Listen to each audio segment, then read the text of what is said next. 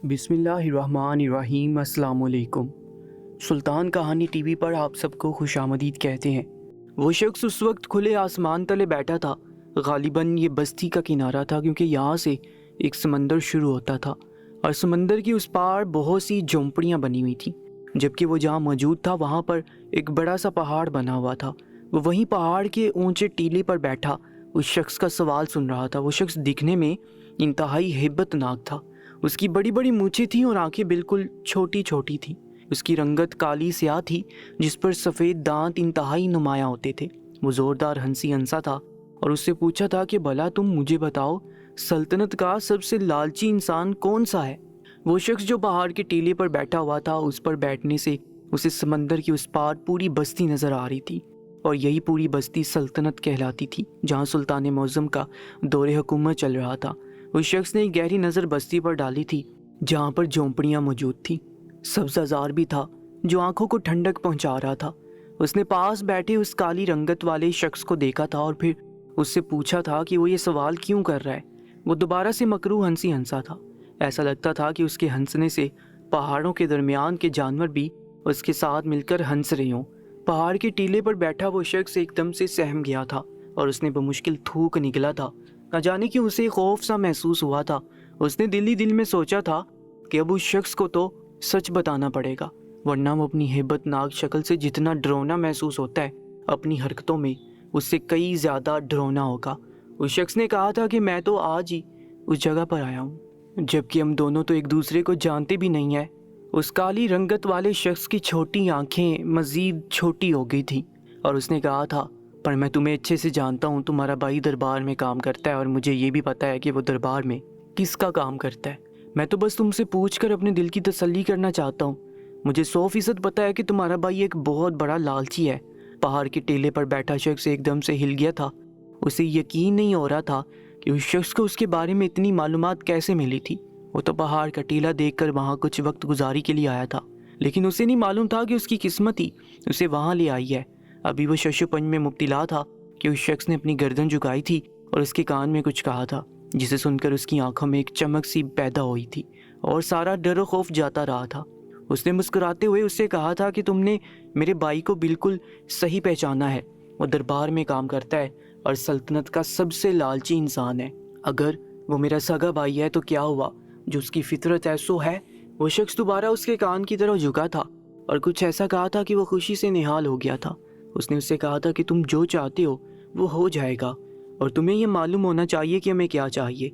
वो हिब्बतनाक शक्ल वाला शख्स एक बार फिर से कहका लगाकर हंसा था और इतनी देर हंसता ही रहा था जब तक वो पहाड़ के टेले पर मौजूद शख्स उतर कर वहाँ बस्ती के अंदर गुम नहीं हो गया था। और जैसे ही महल के अंदर पहुँचा था, सिपाहियों ने उसे रोका था और फिर उसने अपने भाई का नाम लिया था। सिपाहियों ने उसे अंदर जाने की इजाज़त दे दी थी। आज महल के अंदर का मंजर ही निराला था। यहाँ दरबार लगा हुआ था और सुल्तान सबके मसले मसाइल हल कर रहे थे, सबकी फरियादें सुन रहे थे। फरियादियों की एक लंबी कतार लगी हुई थी। हर कोई चाहता था कि पहले उसकी फरियाद सुनी जाए और पहले उसका मसला हल किया जाए, लेकिन सुल्तान भी तहम्मुल से काम ले रहे थे और सबको बारी बारी मौका दे रहे थे। यहाँ तक कि अब आधा दरबार खाली होने लगा था। उसने अपने भाई की तलाश में इधर उधर नजर दौड़ाई थी। वो अपने हाथ में एक किताबचा लेकर उसे नजर आ गया और बेजार लग रहा था, यानी अब उसकी बारी भी आनी थी। उसने अपने जहन पर जोर दिया था। फिर उसे याद आया था कि यह महीने का आखिरी दिन चल रहा था और उस दिन उसे किताबचा सुल्तान के सामने पेश करना होता है। सुल्तान ने उसकी ड्यूटी सल्तनत के बाहर सरहद के करीब लगाई थी। ये वही जगह थी जहाँ से वो दरिया शुरू होता था और उसके पीछे एक बड़ा सा पहाड़ी टीला मौजूद था और वहाँ उसे वो हेबतनाक शख्स मिला था। उसने इशारे से अपने भाई को अपनी तरफ मतवज्जो करने की कोशिश की थी। वो उसकी तरफ मतवज्जो हो गया था, लेकिन उसकी नज़रों में हैरानी शामिल थी कि वो इस वक्त यहाँ क्या कर रहा है। उसने इशारे से उसे अपने पास बुलाया था। उसका भाई अपनी जगह से उठा था और आसपास देखा था और इसके बाद आहिस्ता आहिस्ता चलता हुआ उसके पास आया था कि मबादा कहीं किसी को कोई शक ना हो जाए। जैसे ही उसका भाई करीब आया, उसने गुस्सैले अंदाज में पूछा था कि तुम यहाँ क्या कर रहे हो। तब उसके भाई ने जो कुछ कहा था वह नाकाबिले यकीन था।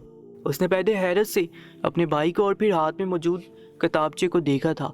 अब उसके पास बहुत कम वक्त बाकी था। 3-4 फरियादी बैठे हुए थे और इसके बाद उसे रजिस्टर सुल्तान के आगे पेश करना था। اس نے کچھ بھی نہ سوچا تھا اور محل کے باہر موجود باغیچے میں آ گیا تھا۔ جلدی جلدی اس نے ہاتھ چلائے تھے اور کتابچے میں سے وہ اصل صفحہ پھاڑ دیا تھا۔ اس کے بعد دوسرے صفحے میں وہ تمام تفصیلات لکھی تھیں، لیکن ایک تفصیل چھپا دی تھی اور پھر سکون کا سانس لیا تھا۔ اس نے اپنے ماتھے پر آئے پسینہ صاف کیا تھا اور اپنے بھائی کو دیکھا تھا۔ اس کے بھائی نے اس کو دیکھا، دونوں کی نظریں ملنے پر وہ مسکرائے تھے۔ اس کا بھائی وہاں سے واپس لوٹ گیا۔ وہ دوبارہ سلطنت کے محل میں داخل ہو گیا تھا۔ اب اسے سلطان کو یہ نئی فہرست دینی تھی جس میں ایک نام غائب تھا، اور وہ کیوں غائب تھا وہ اچھی طرح جانتا تھا۔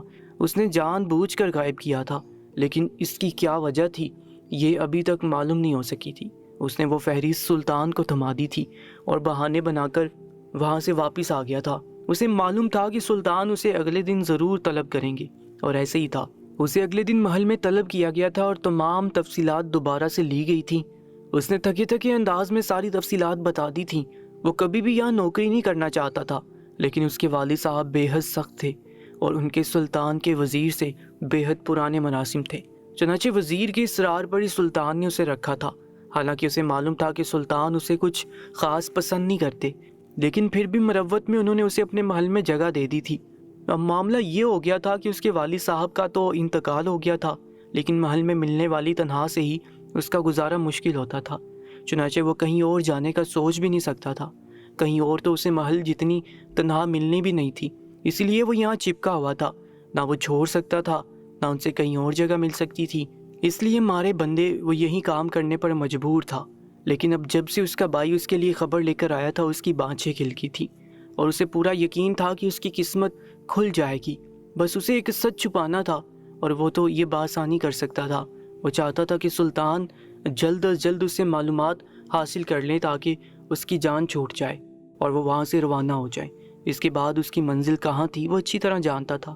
چنانچہ تمام تفصیلات سلطان کو بتانے کے بعد وہ وہاں سے غائب ہو گیا، اور اسے معلوم تھا کہ مہینے کی آخر میں جب وہ تمام فہرست سلطان کو تھما دیتا ہے تو اسے ایک دن کی چھٹی ملتی ہے، اور اسے ایک دن کی چھٹی کو اسے کس طرح گزارنا تھا اسے اچھی طرح معلوم تھا۔ ویسے بھی وہ جہاں جا رہا تھا وہ اس کے کام کرنے کی جگہ پر بس تھوڑے ہی فاصلے پر تھا، اس لیے اسے کسی قسم کی کوئی مشکل پیش نہیں آئی تھی۔ محل سے فوراً سے نکل کر وہ اپنی نئی منزل کی طرف روانہ ہو گیا تھا۔ سلطان معظم روزمرہ کے معاملات سے تھک چکے تھے، ان کی طبیعت خراب ہو چکی تھی۔ اب شاہی حکیم کو بلایا گیا تھا۔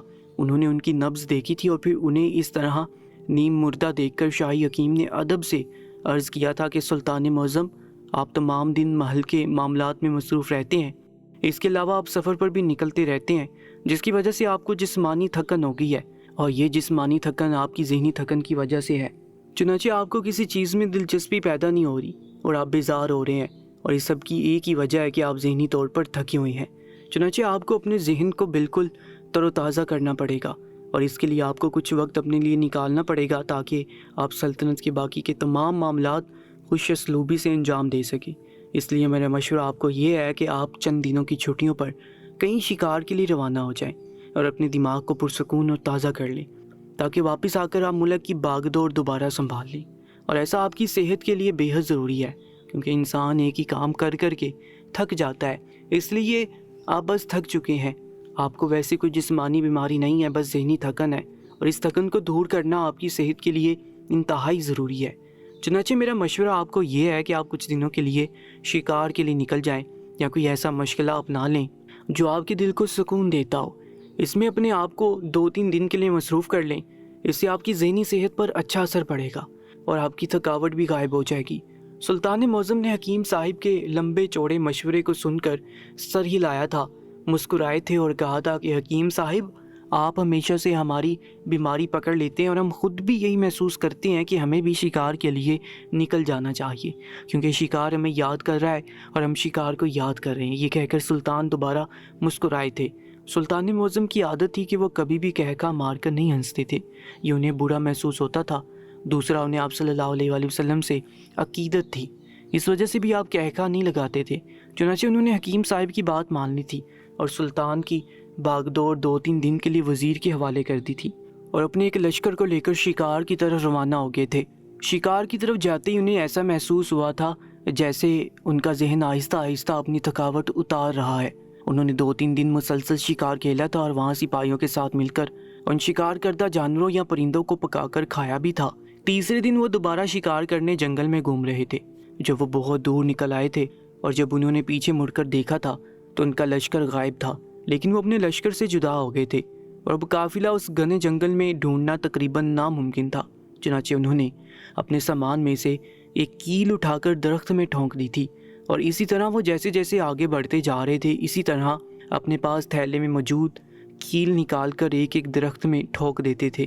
یہ قافلے والوں کو ایک طرف سے اشارہ تھا کہ وہ یہاں سے گزر رہی ہیں۔ ابھی وہ تھوڑا ہی آگے گزرے تھے کہ انہیں ایک جھونپڑی دکھائی دی جس میں روشنی جل رہی تھی، غالباً دیا جل رہا تھا۔ اب شام ڈھلنے کو تھی اور سلطان ویسے بھی چل چل کر تھک چکے تھے، ان کا گھوڑا بھی پیچھے کہیں قافلے کے ساتھ ہی رہ گیا تھا۔ انہیں تھکاوٹ محسوس ہو رہی تھی، چنانچہ انہوں نے آگے بڑھ کر جھونپڑی کا دروازہ بجایا تھا اور پینے کے لیے پانی مانگا تھا۔ ابھی کسی نے جواب نہیں دیا تھا کہ اسی اثنا میں جھونپڑی سے کسی کے رونے کی آواز آ رہی تھی۔ سلطان نے دوبارہ دروازہ بجایا اور پانی کا سوال کیا۔ ان کا گلا بے حد خشک ہو رہا تھا اور سارا سامان تو قافلے کے ساتھ ہی رہ گیا تھا، ان کے سامان میں موجود پانی بھی ختم ہو چکا تھا۔ چنانچہ انہوں نے دوبارہ پانی مانگا۔ اس بار دروازہ کھلا تھا اور انہیں پانی کی بجائے دودھ پیش کیا گیا تھا۔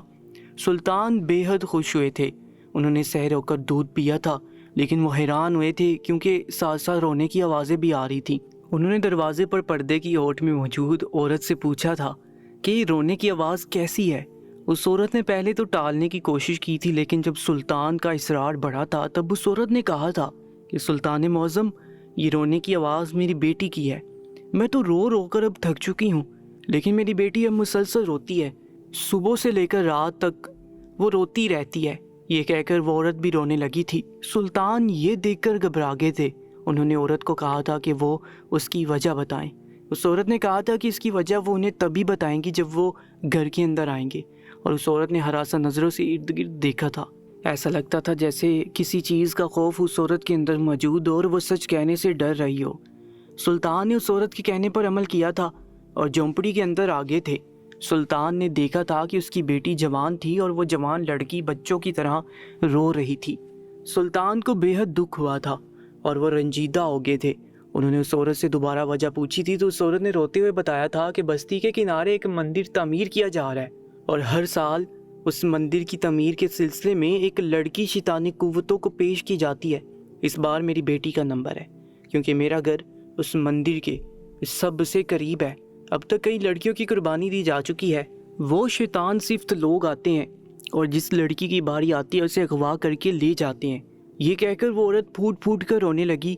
سلطان نے اس سے پوچھا کہ وہ کون لوگ ہیں۔ جب اس نے بتایا کہ وہ بستی کے کنارے آباد ہو رہے ہیں اور آہستہ آہستہ ان کے قبیلے میں اضافہ ہو رہا ہے، اور یہ پچھلے مہینے کی بات ہے، اس بات کو زیادہ عرصہ نہیں گزرا، یہ کہہ کر وہ عورت پھر رو پڑی تھی۔ سلطان نے اسے تسلی دی تھی اور پوچھا تھا کہ تمہاری لڑکی کی قربانی مانگنے کے لیے وہ کب آئیں گے۔ جب اس نے کہا تھا کہ اس مہینے کے آخر میں وہ اسے لینے کے لیے آئیں گے، جس میں تقریباً 1 ہفتہ رہتا ہے، سلطان کے چہرے پر غضب کی واضح لکیریں محسوس کی جا سکتی تھی۔ انہیں بہت برا محسوس ہوا تھا کہ ان کی سلطنت کی حدود میں ان کی رعایا کے ساتھ اس قدر برا سلوک کیا جا رہا ہے۔ انہوں نے اس عورت کو بہت سی تسلی دی تھی اور کہا تھا کہ وہ جلد از جلد اس بارے میں کوئی نہ کوئی حل تلاش کر لیں گے، اور اس عورت سے کہا تھا کہ آپ کو اس سلطنت کے سلطان کی طرف سے جلد از جلد خوشخبری سنائی جائے گی، اور اللہ کے حکم سے آپ کی بیٹی شیطانی قوتوں کے ہتھے چڑھنے سے بچ جائے گی۔ یہ کہہ کر سلطان وہاں سے روانہ ہو گئے تھے اور تھوڑی دور جا کر وہ اپنے قافلے سے مل گئے تھے، لیکن اب ایک نئی پریشانی ان کے لیے کھڑی ہو گئی تھی۔ اس عورت کی بات سن کر ایک گہری سوچ میں مبتلا ہو گئے تھے۔ قافلے والوں نے ان سے پوچھا کہ کیا مزید شکار کے لیے جانا ہے، تو انہوں نے منع کر دیا تھا، کہا تھا کہ میری ذہنی تھکن اتر گئی ہے، لیکن میرے لیے ایک اور پریشانی کھڑی ہو گئی ہے، اور اللہ کے فضل سے میں اس آزمائش سے بھی گزر جاؤں گی، لیکن اس وقت میں فی الحال محل جانا چاہتا ہوں اور وہاں جا کر حالات معلوم کرنا چاہتا ہوں۔ تبھی قافلے والوں نے اپنا رخ محل کی طرف کر دیا تھا اور سلطان اپنے گھوڑے پر سوار ہو کر محل کی جانب روانہ ہو گئے تھے۔ انہوں نے مزید شکار کا ارادہ ترک کر لیا تھا۔ ویسے بھی انہوں نے 3 دن آرام کر کے اپنی ذہنی تھکن اتار لی تھی، لیکن اب اس ذہنی تھکن اترنے کے بعد ان کے لیے ایک نیا چیلنج موجود تھا۔ سلطان معظم جیسے محل میں تشریف لائے تھے تو وہاں کے تمام لوگوں کے چہرے پر خوشی کی لہر دوڑ گئی تھی، لیکن سلطان بے حد غمگین نظر آ رہے تھے۔ ملکہ عالیہ نے ان سے استفسار کیا تھا تو انہوں نے سارا ماجرا کہہ سنایا تھا۔ یہ سارا قصہ سننے کے بعد ملکہ عالیہ چونک گئی تھی۔ انہوں نے سلطان معظم سے کہا تھا کہ باغیچے کی صفائی کے دوران کنیز خاص کو ایک رکہ ملا تھا جسے پودے کے نیچے دفنایا گیا تھا۔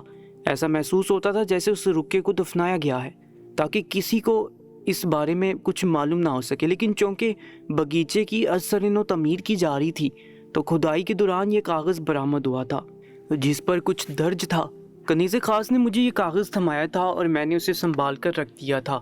یہ اس وقت کی بات تھی جب آپ 3-4 دن پہلے شکار پر جا رہے تھے۔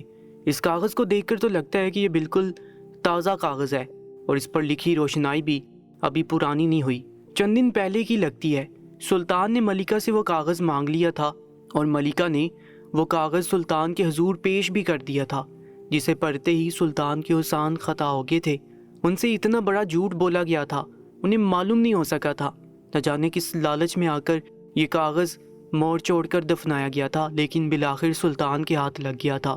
اور سلطان نے جیسے جیسے اس کی تحریر پڑھی تھی وہ کچھ اور نہیں بلکہ سلطنت کے اندر آنے والے تمام افراد کی فہرست تھی، جس کا ذمہ دار وزیر کا ایک رشتہ دار تھا جس عہدے پر فائز تھا۔ اس نے صاف صاف اس کاغذ پر لکھ دیا تھا کہ سلطنت کی حدود سے کچھ پہلے بستی کے کنارے کچھ غیر مقامی افراد آ کر بس رہے ہیں اور ان کی حرکتیں مشکوک ہیں، لیکن پھر یہ کاغذ نکال کر دفنا دیا گیا تھا، جس کا سیدھا اور صاف مطلب تو یہی نکلتا تھا کہ ان غیر مقامی افراد سے انہیں کوئی فائدہ پہنچنا تھا، اسی وجہ سے ان کی معلومات کو چھپا لیا گیا تھا۔ اب سلطان کو سمجھ آ گئی تھی یہ غیر مقامی افراد 2 ہی لوگ تھے جو وہاں مندر تعمیر کر رہے تھے، اور اس مقصد کے لیے انہیں ہر سال جوان لڑکی کو شیطانی قوتوں کے آگے پیش کرنا پڑتا ہے، یعنی ان کی بینٹ چڑھانا پڑتا ہے، ان کی بلی دینی پڑتی ہے۔ اسی وجہ سے ان لوگوں نے اپنے آپ کو اور اپنی شناخت چھپانے کے لیے اس عہدے پر تعینات شخص کو اپنے ساتھ ملا لیا تھا، اور یہ کاغذ یہ ساری کہانی بیان کر رہا تھا۔ حالانکہ ابھی تو سلطان نے تحقیقات کا حکم بھی نہیں دیا تھا، لیکن جس طرح سلطان نے روتی عورت کو تسلی دی تھی وہ اللہ کی بارگاہ میں بہت پسند کیا گیا تھا۔ شاید یہی وجہ تھی کہ یہ کاغذ کنیز خاص کے ہاتھ لگا تھا، جس نے یہ کاغذ ملکہ عالیہ تک پہنچایا تھا، اور ملکہ عالیہ سے یہ کاغذ پھر سلطان کی بارگاہ میں پہنچ گیا تھا۔ سلطان نے فوراً سے اپنے محل میں سپاہیوں کو طلب کیا تھا، اور اس کے ساتھ ہی انہوں نے اپنے جاسوس کو بھی بلایا تھا اور اسے کہا تھا کہ ابھی اس لڑکی کی قربانی میں پورا 1 ہفتہ باقی ہے، اور اسے 1 ہفتے میں ہمیں ایک ایسا منصوبہ تشکیل دینا ہے کہ ہم ان غیر مقامی افراد کو جو شیطانی قوتوں سے تعلق رکھتے ہیں ان کو ملیاں میٹ کر دیں۔ اس مقصد کے لیے انہوں نے جاسوس کو مخاطب کرتے ہوئے کہا تھا کہ وہ اس عہدے دار کی تمام معلومات مجھے پیش کریں اور مجھے بتائیں کہ اس کے گھر میں کون کون موجود ہے۔ چنانچہ اس جاسوس نے ایسے ہی کیا تھا اور سلطان کے حکم کی تعمیل کے لیے وہاں سے روانہ ہو گیا تھا، اور یہ ساتھ ساتھ سلطان نے تمام سپاہیوں کو خبردار کر دیا تھا کہ وہ اپنا ایک خصوصی لشکر تیار رکھیں، کیونکہ سلطان کو جب بھی ضرورت ہوگی تو اس لشکر کو پکاریں گے اور پھر انہیں صرف لبیک کہنے کی ہی ضرورت ہوگی۔ سب نے سلطان کی بات پر سر جھکا دیا تھا اور پھر دوبارہ اپنے کام پر لگ گئے تھے۔ اب سلطان کو شدت سے جاسوس کا انتظار تھا کہ کب وہ آئے اور کب انہیں تمام معلومات پہنچائے۔ آج 3را دن تھا اور جاسوس کا کوئی پتہ نہیں تھا۔ سلطان کو اب اس جاسوس پر غصہ آ رہا تھا کہ اس نے ان 3 دنوں میں کوئی ایک خاص قسم کی معلومات بھی سلطان تک نہیں پہنچائی تھی۔ ابھی وہ اسی جاسوس کا ذکر کرنے ہی والے تھے اپنے وزیر سے کہ جاسوس انہیں اپنے محل کے اندر آتا ہوا دکھائی دیا تھا، اور آتے ساتھ ہی اس کے ساتھ ایک ننھا سا بچہ بھی موجود تھا۔ سلطان نے جاسوس کی طرف سوالیہ نظروں سے دیکھا تھا تو اس جاسوس نے سلطان کو بتایا تھا کہ اصل مجرم وہ عہدے دار ہیں، لیکن اس کا بھائی بھی اس کے ساتھ شامل ہے۔ اس کے بھائی کی وہاں غیر مقامی ایک شخص سے گفتگو ہوئی تھی، جس کے بعد اس کے بھائی نے بتایا تھا کہ میرا بھائی محل میں کام کرتا ہے اور اعلیٰ عہدے پر فائز ہے۔ تبھی انہیں بہت سی لالچ اور سونے جواہرات کا وعدہ کیا گیا تھا، اور بدلے میں انہوں نے یہ مانگا تھا کہ ان کی کسی بھی قسم کی معلومات سلطان تک نہ پہنچائی جائے۔ اسی وجہ سے اس نے اسی وقت وہ فہرست نکال کر چھپا دی تھی، کیونکہ جب سلطنت کی حدود میں وہ غیر مقامی افراد داخل ہوئے تھے تبھی اس نے ان کا اندراج کر لیا تھا اور آپ کے سامنے پیش کرنے لگا تھا، لیکن وہ ٹھہرا لالچی انسان لالچ میں اندھا ہو گیا اور یہ تک بھول گیا کہ کل کو اس کی بیٹی کی قربانی کی بھی باری آ جائے گی۔ چنانچہ میں اس کی بیٹی کو بھی اپنے ساتھ ہی لے آیا ہوں، وہ ایسے ہی سبق سیکھے گا۔ سلطان بہت زیادہ خوش ہوئے تھے اور جاسوس کو شاباشی دی تھی۔ اب انہیں شدت سے اپنے عہدے دار کا انتظار تھا کہ جب اسے معلوم ہوگا کہ اس کی بیٹی کو سلطان کا ایک خاص آدمی اس کے گھر سے اٹھا کر لے گیا ہے تب وہ دربار میں آئے گا اور سب کچھ سچ اگل دے گا۔ اس سے اسے ایک تو یہ سبق ملے گا کہ اس نے لالچ میں بہت سی لڑکیوں کی زندگی کا سودا بھی کر لیا تھا، کیونکہ اگر یہی غیر مقامی افراد کی معلومات سلطان تک پہنچ جاتی تو اسی وقت ان کا کلا کما کر کے ہمیشہ کے لیے جہنم واصل کر دیتے۔ لیکن چونکہ اب ان کی تعداد بھی بڑھ گئی تھی اور ان کی حرکتیں بھی بڑھ چکی تھیں، چنانچہ سلطان نے اس کے لیے ایک الگ منصوبہ سوچا تھا۔ وہ عہدیدار سر کے بل سلطان کے محل میں حاضر ہو گیا تھا۔ جب اسے معلوم ہوا تھا کہ اس کی بیٹی سلطان کے پاس ہے، اس نے سلطان کے پاؤں میں پڑ کر معافی مانگ لی تھی اور کہا تھا کہ میں لالچ میں اندھا ہو گیا تھا اور میں یہ بھول گیا تھا کہ میرے گھر میں بھی ایک بیٹی موجود ہے، لیکن اب آپ جیسا کہیں گے میں ویسے ہی کروں گا۔ سلطان نے غور سے اس کی طرف دیکھا تھا اور پوچھا تھا کہ مقامی افراد تعداد میں کتنے ہیں اور ان کی خصوصیات کیا ہیں اور یہ لوگ کس مقصد کے تحت قربانی کرتے ہیں۔ اس عہدیدار نے بتایا تھا کہ مقامی افراد دن بدن تعداد میں بڑھتے جا رہے ہیں اور یہ سمندر پر موجود ایک پہاڑ سے آتے ہیں اور آ کر یہاں سلطنت کی حدود کے اندر بستے چلے جا رہے ہیں۔ یہ پہاڑ کے پاس ایک مندر تعمیر کر رہے ہیں اور وہاں کے شیطانی قوتوں کو وہاں رچانے بسانے کے لیے ہر مہینے ایک لڑکی کی قربانی کرتے ہیں، جس سے ان کی طاقت اور زیادہ مضبوط ہوتی جا رہی ہے اور ان کا مندر طاقتور مندر بنتا جا رہا ہے۔ یہ سب آپ کو بتانے والا تھا، لیکن میں لالچ میں اندھا ہو گیا تھا۔ لیکن میں شکر ادا کرتا ہوں کہ میں جب سے ان کے ساتھ شامل ہوا ہوں تب تک کسی بھی لڑکی کی قربانی نہیں ہوئی، بلکہ اس نے یہ بھی بتا دیا تھا کہ فلاں جنگل کے پاس موجود جھونپڑی کی لڑکی کی اب باری آنے والی ہے۔ اس کی وجہ یہ ہے کہ اس لڑکی کا باپ ایک مقامی افراد کی نسل میں سے ہے، لیکن اس نے اسلام قبول کر لیا ہے اور اسی اسلام قبول کرنے کی شرط کو انہوں نے مان تو لیا ہے، لیکن ساتھ ہی ساتھ اس کے جوان بیٹی کی بلی بھی مانگ لی ہے۔ اب تک تقریباً 4 لڑکیوں کی بلی چڑھائی جا چکی ہے اور اب 5ویں کی باری ہے۔